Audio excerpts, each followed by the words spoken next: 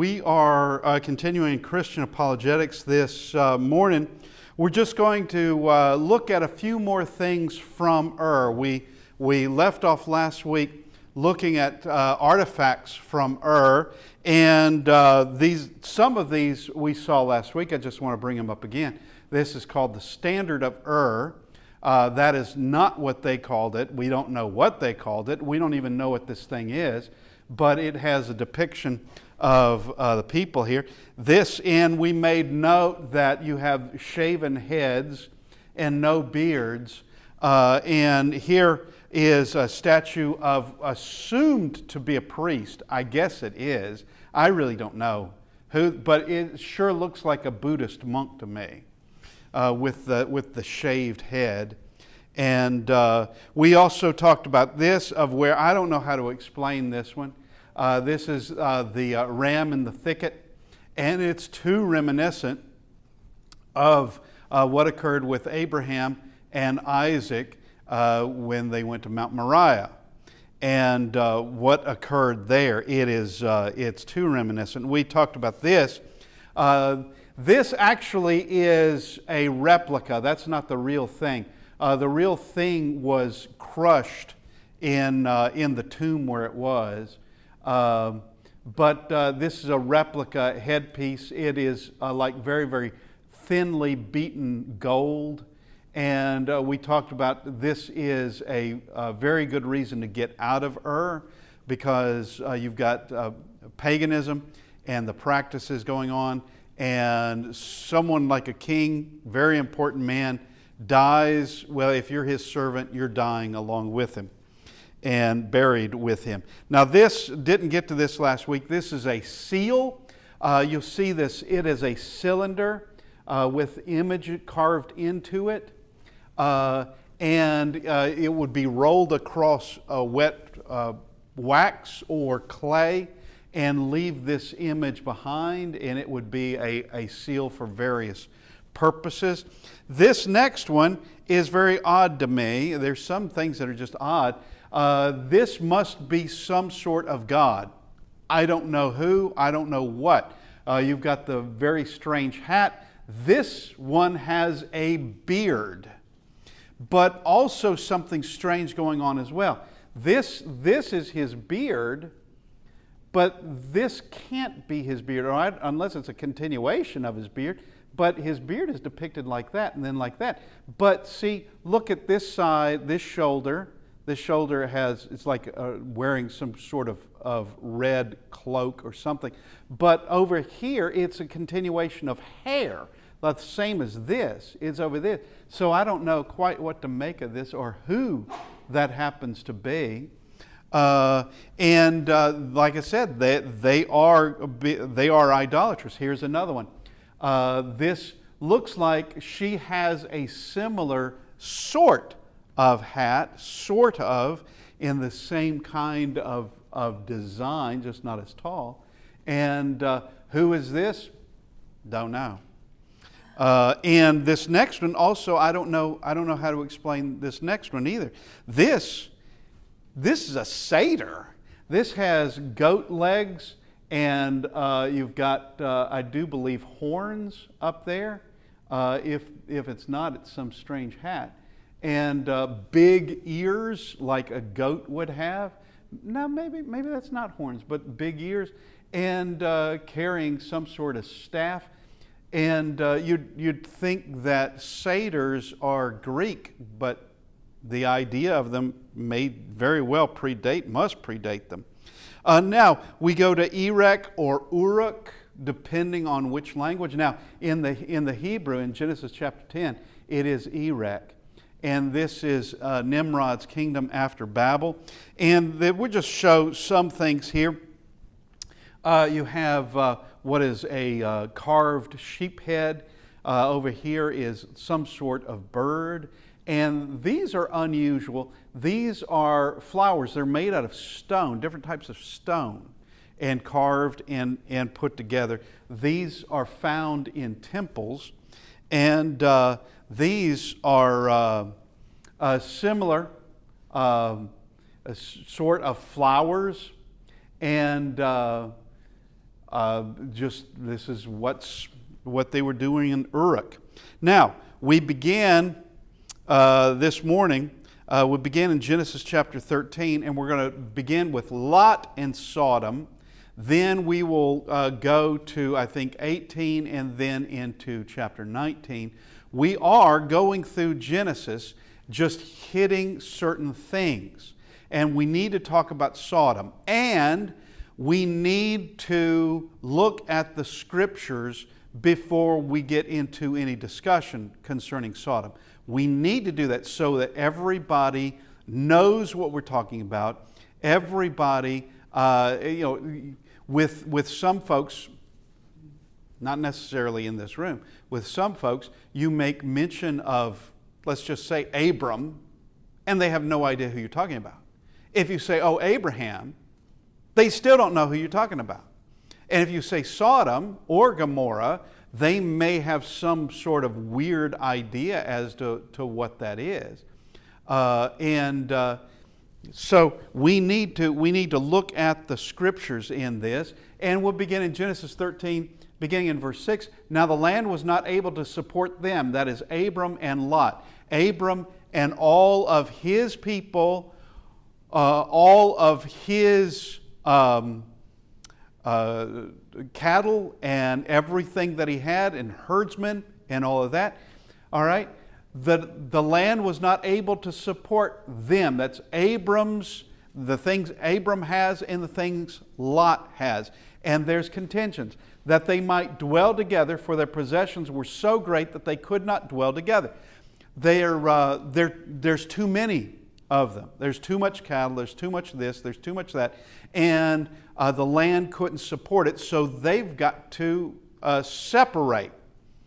They've got to do it because there are contentions that are occurring, which is kind of bad because Abram and Lot are on very good terms. That is uncle and nephew, and so they have to part. So there's no contention, and they're not fighting over the same grazing ground. And this is probably something, I think we made mention of this a number of weeks back, probably the same sort of thing was happening when they found the valley of Shinar, that where they were outgrowing the area where they had been to the east, wherever that was, and there was too many of them to be supported there, so they looked at the valley of Shinar, and that seemed to be a place where there was more of what they needed. But now we're talking about Abram and Lot. And there was strife between the herdsmen of Abram's livestock and the herdsmen of Lot's livestock. The Canaanites and the Perizzites then dwelt in the land. Now, this is setting things up for what is about to occur. All right? We already know from Genesis chapter 10 that by way of Ham has a son named Canaan. That's his fourth son. Canaan is going to be the father of all the Canaanites. We already know that from chapter 10. Now we're in chapter 13. The Canaanites are already setting up. Understand, people have spread out. People are beginning to make themselves comfortable. They're beginning to make nations at this point. Egypt exists already at this time. And the Canaanites have already set up where they're living in this area. So Abram said to Lot, "Please let there be no strife between you and me, and between my herdsmen and your herdsmen, for we are brethren. Let's not have any strife whatsoever. Is not the whole land before you? Please separate from me. If you take the left, then I will go to the right, or if you go to the right, then I will go to the left." All right, you take first choice. You head north, I'll go south. You head west, I'll go east. You choose. You choose where you think you want to go. And Lot lifted his eyes and saw the plain of Jordan. And this is the decision he makes. This is a plush, at that time, a plush area. It had evidently perfect for livestock. saw the plain of Jordan, that it was well watered everywhere before the Lord destroyed Sodom and Gomorrah. All right, so it is telling us this is what it was like before God destroyed Sodom and Gomorrah, which is, Moses is writing. Moses, through Genesis, does make comment that for those reading it in his day, and also for us as well, reading in his day, in their day, when Moses is writing this, they already know about Sodom and Gomorrah. They know about it. It would have been passed down. It would have been passed down by way of Abraham and Isaac and the like. It would have been passed down. And where the people hundreds of years later would know about it. And understand, we hardly know anything about these cities as of yet. We hardly know anything. It's been mentioned about in Genesis chapter 10 as where some of the children of Canaan went. That's all we know. We certainly don't know that it has been destroyed yet. That's in chapter 19. We're in chapter 13. So this is a comment, and there are a number of comments through the writings of Moses where he mentions something like Zoar. Yeah, Egypt as you go to, let's get there. Like the garden of the Lord, like the land of Egypt as you go toward Zoar. And at this point, Zoar does not have that name yet. That too won't happen until Genesis 19. It'll be given that name because that means small or insignificant, which is what Lot called it. He wanted to go to Zoar. All right, then Lot chose for himself all the plain of Jordan, and Lot journeyed east, and they separated from each other. Abram dwelt in the land of Canaan, and Lot dwelled in the cities of the plain, and pitched his tent even as far as Sodom. And this is going to be a mistake. He doesn't know it, but this is going to be a mistake, that he is going to lose a lot because of this move. All right? Some would say that was a brilliant business move. Maybe, if you don't mind losing a couple of daughters or more and some sons-in-law and your wife. All right, if you don't mind that, there's going to be a high price for going there. All right, Sodom was first mentioned in chapter 10, verse 19, as the descendants of Canaan. But the men of Sodom were exceedingly wicked and sinful against the Lord. Now, we already know that God had Abraham leave but is not going to be destroyed like Sodom and Gomorrah. Had gone into idolatry, but had not gone the direction or the as far as Sodom and Gomorrah had gone. And there's two other cities, Admah and Zeboam, are also going to be destroyed as well. So let's go now to chapter 18. Just briefly, a couple of points here. And the Lord said, because the outcry against Sodom and Gomorrah is great, and because their sin is very grave, I will go down now and see whether they have done altogether according to the outcry against it that has come to me, and if not, I will know. Okay, and one can say, well, isn't he omniscient? Shouldn't he already know these things? Well, yeah, he should, and he does, but what he's going to do is he's going to put them to the test. There is going to be a test that he does to find out, will they go this far? And they fail the test. Yeah, they will. And it will be determined that they're going to die.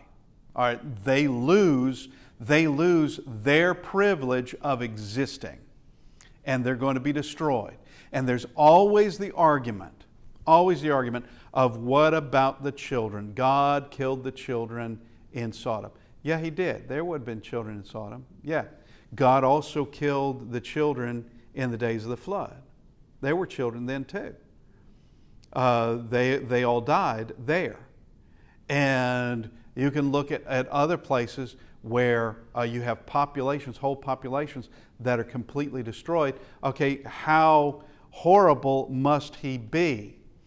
Well, the answer to that is, what happens to the children when they die?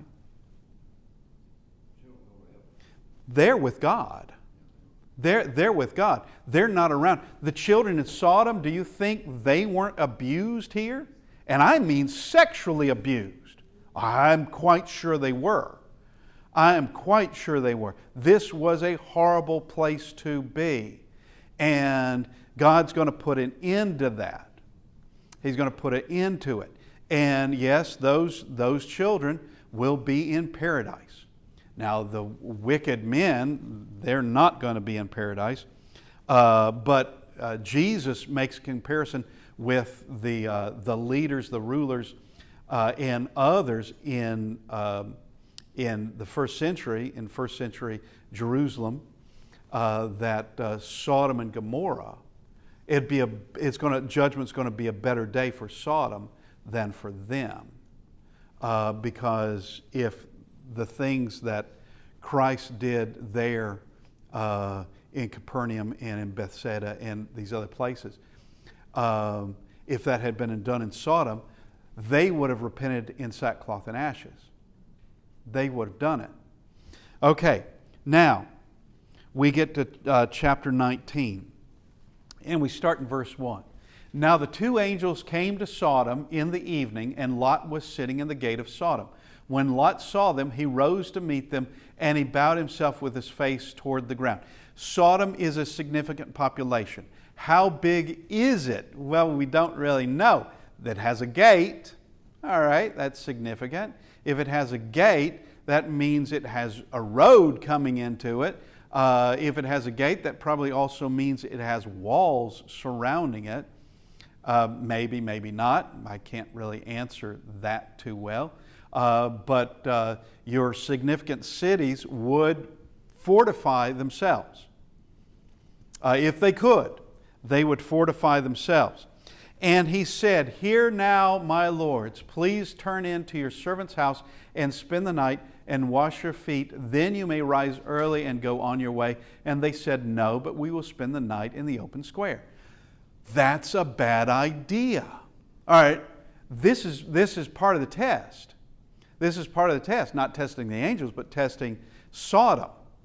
Just how wicked is this place? Now, Lot's not going to let that happen, because he knows, you guys are outsiders. You don't know what goes on in this place, and it will be bad. Now, there are plenty of places I can think of off the top of my head of where if someone went into a specific city and said, "No, we're just going to sleep in the open square," you'd say, "Next stop is the morgue." I mean, that would be crazy. You don't do that. You don't sleep in the open square here. You'd have to stay awake and well armed if you're going to do that. Best not do that at all. And he says, but he insisted, that is Lot, insisted strongly. Lot is a righteous man that did make a bad decision. Now, he's not condemned for making that bad decision. He's not condemned for doing that, but it was still a bad decision. Lot really shouldn't be there at all. But he insists strongly. He is probably he would be one of the few righteous in there. And we can know that by the fact that God said he wouldn't destroy Sodom if there were 10 righteous in that city. He only found 4, and he hauled them out. He doesn't destroy them with the rest of the city. Lot's older daughters could have left if they wanted to, but the sons-in-law thought he was joking, which, by the way, is we'll get to there in just a second. Now before they lay down, did I finish that? I don't think so. So they turned into him and entered his house. Then he made them a feast and baked unleavened bread, and they ate. Now before they laid down, the men of the city, the men of Sodom, both old and young, all the people from every quarter surrounded the house. So they're coming from all over the city. They've heard these strangers have come into town. They've heard it. And there's all of these, they're coming from all over Sodom. And they called to Lot and said to him, "Where are the men who came to you tonight? Bring them out to us that we may know them carnally." This is nothing but homosexuality and where it leads. You will see that these wicked men are extremely vile. They are violent. They are most militant. They are going to get their way and don't care who they harm, what they harm, who they kill in the process. They don't care. They are steeped in sin. They're drowning in sin. So Lot went out to them through the doorway, shut the door behind him, and said, "Please, my brethren, do not do so wickedly." All right? He doesn't come out with a weapon and say, "Take it if you can." He pleads with them. He pleads with them. Don't do so wickedly. See now, I have 2 daughters who have not known a man. Please let me bring them out to you, and you may do to them as you wish. Only do nothing to these men, since this is the reason they have come under the shadow of my roof. Now, I don't know why he does this. I've heard different theories on it. Personally, I don't know why he does. I don't think he would actually endanger them. And most certainly those daughters inside would have been mortified hearing that. But I don't think he thinks they'll take him up on it or whatever. And this may very well have been a cultural thing. I can't answer that. I don't know why he did it. And they said, "Stand back." They're not interested in the daughters. Stand back. Then they said, "This one came to stay here and he keeps acting as a judge. Now we will deal worse with you than with them." All right? They're admitting that they came to abuse those men. They're admitting that. They're going to treat Lot worse than they are with the 2 men that have come into Sodom. They have no idea who they are. They're angelic beings. They haven't the foggiest idea who they are. And they are saying, "We came to harm them." Now they're saying, because you have come in here uninvited and you're just acting as a judge all the time, we're going to deal with you worse. You're going to get it far worse than was ever planned for these strangers. So they pressed hard against the man Lot and came near to break down the door. All right? They intend to kill him and get inside. That's what they're intended to do. But the men, that would be the angels, but the men reached out their hands and pulled Lot into the house with them and shut the door. And so being able to shut that door against the press on the other side, that all these men that have come in, that would be quite the strength to be able to do that. They shut the door, and they struck the men who were at the doorway of the house with blindness, both small and great. Look at this, so that they became weary trying to find the door.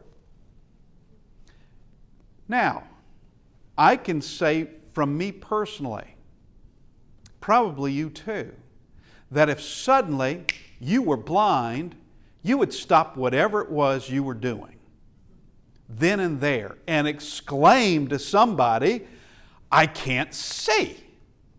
This is not good." You would stop whatever it was you were doing. Even if you were in the middle of an argument with someone who's really become your enemy, you're in the middle of arguing with them and you become blind, you stop the argument, and you just, I can't see. I have lost my sight. This means they're going to continue. This is dead set on doing wickedness, and you're not going to stop us. This is a definition of a debased mind. A mind that is determined to do evil, and you're not going to stop them. You're not going to change their mind. They are absolutely determined that's what they're going to do, because they became weary trying to find the door. Well, if somebody struck you blind, you'd think, I got to go home. That'd be the first thing to think. Or I've got to go to the doctor. Something's help me, somebody. Well, it's more than one who is here that's now struck blind. Okay, then the men said to Lot, have you anyone else here? Son-in-law, your sons, your daughters, and whomever you have in the city, take them out of this place. And in the New King James, they put an exclamation point there, which is a very valid decision to do that. Take them out of this place, meaning being very insistent. As insistent as you were, Lot, that we stay in this house, we are just as insistent or more insistent that you and your family get out of this city. Because Sodom just failed the test. They just failed the test. These men, these angels, haven't mentioned anything to Lot about leaving the city or something that may take place in the city. They haven't mentioned it until now. Now they mention it. All right, because now it's determined. Sodom is going to be destroyed. And for we will destroy this place, because the outcry against them has grown great before the face of the Lord, and the Lord has sent us to destroy it. Where would this outcry come from? The outcry against them has grown great. Where would that outcry be? Do you recall what God said to Cain? Your brother's blood cries out from the ground. All right? This would be victims.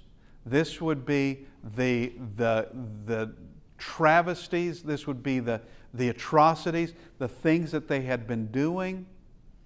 This would be an outcry to God, that God would hear this. He would hear the outcry of the victims, young and old. All, he would be hearing it, and the cry was great. So Lot went out and spoke to his sons-in-law, who had married his daughters, and said, get up, get out of the place, for the Lord will destroy this city. But to his sons-in-law, he seemed to be joking. Now, understand, it doesn't take much for Lot to believe these men, because they tell him what to do, and he doesn't argue with them. He goes and he does it. Now, he's going to delay. They're all going to delay in getting out of there. I think because they're trying to figure some things out, and they want to get the other daughters out. Probably. But get up, get out of this place, for the Lord will destroy the city. He's saying that, as a matter of fact, exactly as the angels did. And this is the first time we see this word. They think he's joking. All right, I don't know how you would come to that conclusion, that you would think he was joking. It would seem kind of serious to me, I think. But that is the first time we see that word. And of course, humor, which this isn't humor. Humor has always been common with humanity. Always.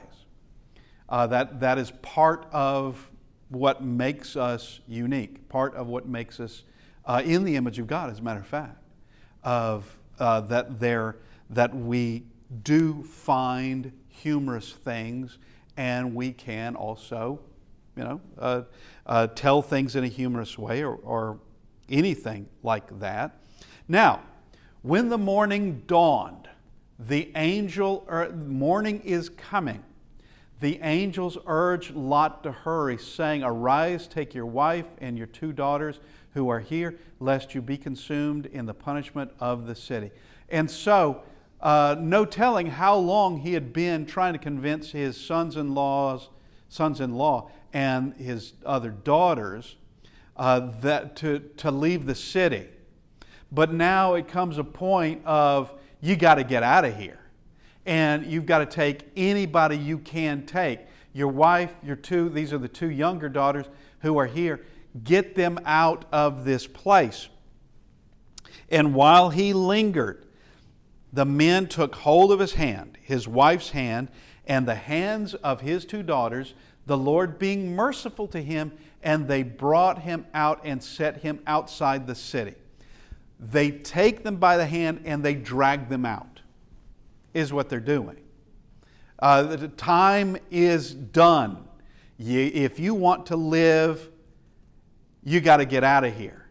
And the Lord being merciful means He doesn't wait any longer. He's got to get them out. And so they are taken by the hands and taken out of the city. So it came to pass when they had brought them outside that He said, "Escape for your life." When you see the evidence, you're going to know, yeah, you better get out of this place. Get away from this place. You don't want to be in proximity of this place. You got to get out. Do not look behind you. And that is a command. Don't forget that one. Don't look behind you. Why? It's a command of God. I don't know why. Now, He's not telling anybody else. They can't view what's going to occur because Abraham sees this from afar off. He sees this enormous plume, the column of smoke that rises up where Sodom happens to be. He sees it, but they are told, don't look behind you nor stay anywhere in the plain. Escape to the mountains lest you be destroyed. Lest you be destroyed. This is going to be enormous. Get up into the mountains. You'll be safe in the mountains. Then Lot said to them, "Please know, my lords, indeed now your servant has found favor in your sight, and you have increased your mercy, which you have shown me by saving my life. But I cannot escape to the mountains, lest some evil overtake me and I die. See now, this city is near enough to flee to. It is a little one. Please let me escape there. Is it not a little one? And my soul shall live." And he said to them, "See, I have favored you concerning this also, in that I will not overthrow this city for which you have spoken." So he was going to overthrow Zoar. He was going to destroy that one too. But for the Lot's sake, for the wife and the daughter's sake, he is sparing Zoar. Zoar has no idea that the righteous just spared their city. They have no idea what happened. "Hurry, escape therefore. I cannot do anything until you arrive there." Therefore the name of the city was called Zoar. Here is where Zoar gets its name. And the Hebrews would be well aware of, presumably, of Zoar. Why would they have known that? Because the events that occurred here would have been passed down from Abraham down to them. They would have known these stories. They would have, these events, they would have known about them. The sun, wait a minute, let's see. Yep. The sun had risen upon the earth when Lot entered Zoar. Then the Lord rained brimstone and fire on Sodom and Gomorrah from the Lord out of the heavens. Now, don't just skim right over that and think that, that's as a minor thing or somehow, because it's not going into great detail of what that means. Because what it means, and we're going to look at some things in just a bit, what it means is there's no survivors. There's no survivors at all. All right? That there is the storm that occurred for the flood, that storm was worldwide and tragic. This one is localized and tragic, and it's not by water, this is by fire. There is no escape out of this. If they were close to the city, there would be no escape out of this. Why? It's too hot. It's way too hot. And this place is going to become an inferno. Nothing survives. Nothing. And the archaeological evidence will show that these cities were destroyed by some enormous catastrophe. One, not a series of them, one. No one took care of the dead. No one rebuilt the city. No one came back to live there ever again. Nobody did, which means there were no survivors. And everybody else is just watching from a distance, and that's that. Okay. So we overthrew those cities, all the plain, all the inhabitants of the cities, and what grew on the ground. So this is more than just in the city limits of Sodom and the city limits of Gomorrah. Notice all the plain in the inhabitants of the city and what grew on the ground. So this is farmland. This is in the plain. That's why they've got to get out of there. They've got to get away from this, because it's not limited, like I said, it's not limited inside the walls of Sodom. It's the surrounding area as well. But his wife, Lot's wife, looked back behind him, and she became a pillar of salt. All right? Miraculous, yes. Punishment, yes. God told them, through the angel, told them, don't look back. Why would she look back? Because what they're hearing behind them would be a terrible noise. And her daughters are back there. That'd be a terrible noise. But they're told, don't look back. She looks back, she becomes a pillar of salt. She's dead. And now there's just 3 left in this. And Abraham went early in the morning to the place where he had stood before the Lord. Then he looked toward Sodom and Gomorrah and toward the land of the plain, and he saw, and behold, the smoke of the land which went up like the smoke of a furnace. It's not forbidden for anybody else to view this, but it was for Lot and his family leaving out of there. Because Abraham sees it from a distance, and it would be hard not to see it if you were anywhere in that, within miles of the place. Something horrible happened there, and that's not your common city fire. That's not your usual fire going up there. And it came to pass when God destroyed the cities of the plain that God remembered Abraham and sent Lot out of the midst of the overthrow when he overthrew the cities in which Lot had dwelt. Now, this was a catastrophic event on the earth. It had to have left evidence behind. It had to have some kind of scar that it has left behind. It's got to. There has to be evidence of some city or cities that were destroyed by fire and everybody died. Never rebuilt, because it's never spoken of. And here are the best candidates. This is known as Bab Ed Dra, and that is believed to be Sodom. Now, there's more than one place where it is believed to be Sodom, and of course you have skeptics of the Bible who will say, yes, something bad happened there, and yes, something caught on fire, that's for sure, and no, it wasn't rebuilt. But they'll never say it's Sodom, ever. They'll never admit that. Okay, they can't admit that. But this is one of the places, this is in the right place, as a matter of fact, and there has been archaeological digs that have been going on. This is Bab Edra, as it is this day. And we just look at this. Then the Lord rained brimstone and fire on Sodom and Gomorrah from the Lord out of the heavens. Okay.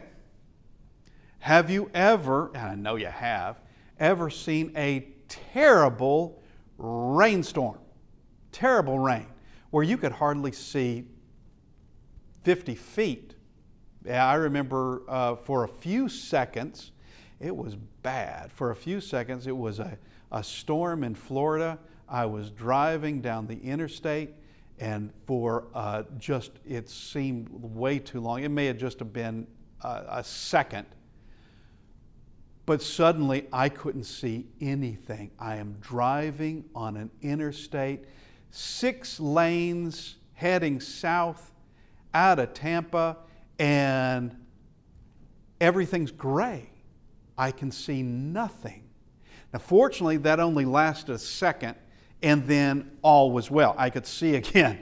That was really bad. That could have been an enormous wreck that happened there. But this rain wouldn't have been a sprinkle.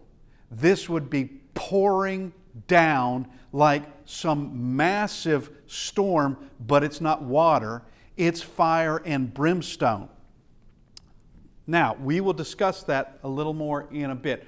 Archaeological excavations, and we're talking about what in this area called Bab Edra. Archaeological excavations have unearthed a significant layer of ash and evidence of a horrific fire consistent with the biblical account of sulfur and fire raining down from these down upon these cities.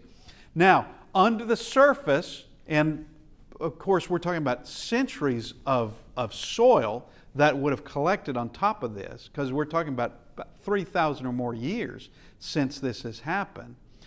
You'd have soil that's on it, and so there is a layer underneath the surface that is, and it's widespread, and it's littered with not just ash, but burned pottery and human bones, and other things, stones and whatnot of buildings. It's littered with it, and everyone looking at it knows some kind of catastrophe happened here, and yeah, it involved a fire. It had to. And they're not exactly sure what it was. Well, if we look at Genesis 19, we can know what it is. Even a cemetery used by the city was also discovered. It too is covered in ashen layer, which that's in the plain. All right, it's not that God was killing people in the cemetery, because likely there wasn't anybody alive in the cemetery that morning. Maybe there was, I don't know. But it is widespread. And even there, which is significant, because if this was warfare, and there was no evidence of any warfare, if this was warfare, who goes and burns a cemetery? Why would you do that? Or if it's warfare, you wouldn't care anything about the cemetery. Get rid of the living, you do that. Burn the city, sure, you do that. But there is no evidence of any warfare at all. There's no evidence of like arrowheads, evidence of weaponry, evidence of those killed in battle as one would be killed.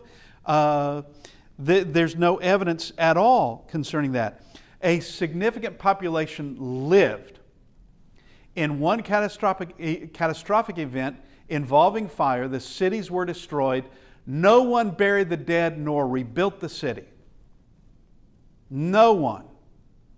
No one at all. And brimstone, if you didn't know, is sulfur. And what is found in the area actually is pure sulfur. There's sulfur still in the area that didn't burn. It's still there. Brimstone is sulfur. Sulfur ignites and burns. And it will continue to burn until it's extinguished by something. You've got to take oxygen away from it, and then, yeah, it'll stop burning. So if the brimstone hit into the Dead Sea, it would immediately extinguish. If it hit into ash, like thick bed of ash, hit into that, yeah, it would probably stop burning in cold ash. It would do that because it doesn't have oxygen anymore. But flaming sulfur rain from the sky, nothing survives from that. Nothing's going to. Now, here is from the archaeological dig, and these are, I've circled two skeletons. They have been crushed, but there's also, this is in, there's a lot of ash, there's a lot of burn marks through this. And these died, well, we don't know exactly how they died, but they were underneath what seemed to have been a fallen tower. Okay, if this were an accident, what would, and nobody else died. If this were an accident, nobody else died, what would the people do? They would pick up the stones, take the bodies, have the burial, and maybe rebuild the tower. Okay. Nobody went looking for these bodies. Nobody removed the stones because there's nobody there to do it. They all died, and the odds look pretty good that these are two skeletons of the men of Sodom. This is from the cemetery. They did make these chambers where they would set the dead. There is the fire was there as well. Here is an archaeologist.